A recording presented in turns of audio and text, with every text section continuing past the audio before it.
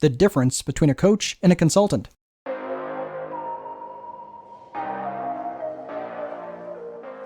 Hey everyone, it's good to see you and welcome to the video. I gotta be honest with you, I don't really call myself or refer to myself as a coach much these days. At the end of the day, I really do refer to myself as a strategist. Now, how I employ my teachings as a strategist, I do that through coaching or consulting. Now, those things might sound like they're the same thing, whether a coach or a consultant, but I promise you they are not. Let's unpack the difference between a coach and a consultant. First of all, let me define what I believe a coach is and is not. I'm going to intermingle those two. A coach is someone who holds you accountable. Now, I'm going to unpack the accountability piece here in a minute.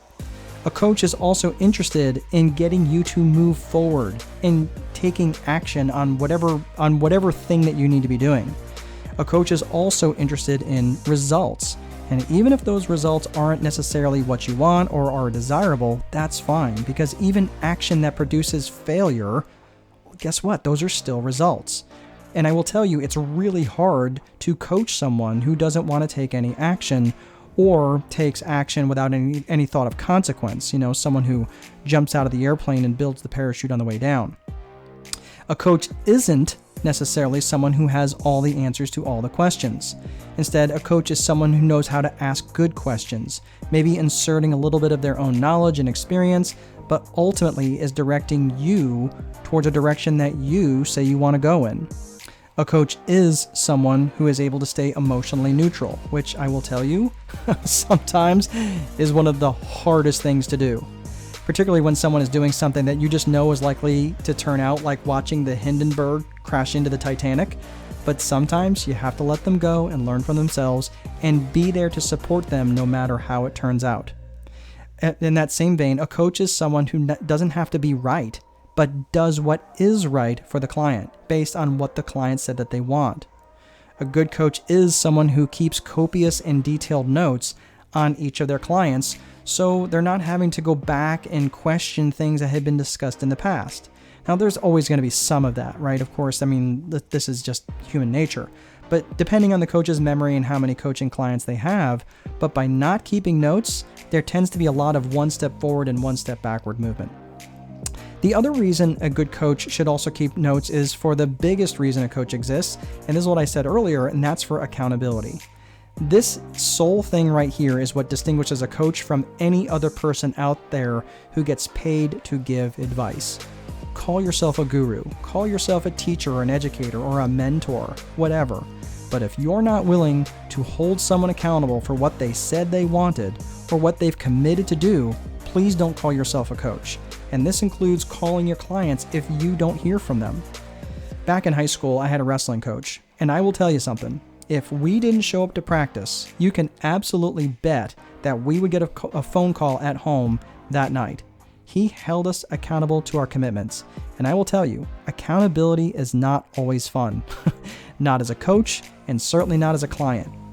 There have been times I've called on people to check in on them because I hadn't heard from them, and they ghosted me. They didn't want to take the call.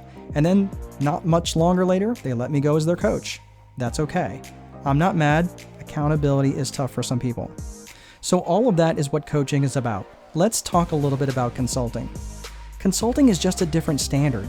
In this case, you are coming in as the expert. You are expected to know certain things. If you're touting yourself as the process expert, then you better damn well know that process from front to back and side to side. Whether you're a sales consultant, a lead generation consultant, a strategic business consultant like I am, or a dishwashing consultant, you better know what you're talking about and be able to apply that knowledge in various ways. Generally, consulting should always be defined within a scope of work and may or may not produce direct results because they may be helping to build out a system or a process that might not bear fruit until months later. Now, that's not the standard that I operate in as a consultant, but that's not uncommon in the consulting world. So here are some good questions that you should ask yourself as a business owner if you're looking to hire a consultant. What is it you're expecting the consultant to do? What metrics should you see? How long will the contract be for? Now, I'm going to tell you, coaching is generally a looser standard, but the coach should still be producing tangible results, even if those results are just simply for more clarity. And while clarity may not sound like, it might sound like an intangible, once you get clear on something where you were previously unclear, I promise it will feel very tangible. One final thought, we're going to wrap up this video. I know a lot of people often throw the coaching and consulting together in their tagline or on their business card.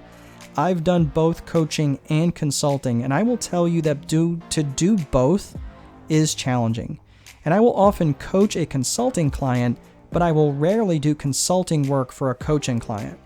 The reason is because the standard is different, and not many coaching clients can emotionally separate the two. Now, while I can easily have dozens of coaching clients and be very effective for all of them, at most, I can have 2, maybe 3 consulting clients at a time because of the intensity that's required of my time and my efforts. So if you're thinking about hiring a consulting client, ask them, how many current clients do you currently have, and what support can you provide me if it's going to be more than just you? I hope you found this to be helpful. So let me ask you, what has been your experience, either with a coach or a consultant? Have you had good or bad experiences? And if so, what are they? Go ahead and type your answers below. I'm interested to hear about it in the comments. So that's all I have for today. If you're a business owner and you're interested in learning more about what I do as a coach or a consultant, drop me an email. I'll put that in the show notes, or you can just head over to markdolfini.com and schedule a discovery session. I'll also put a link to both of those in the description. Have a great day. I'm going to see you next time.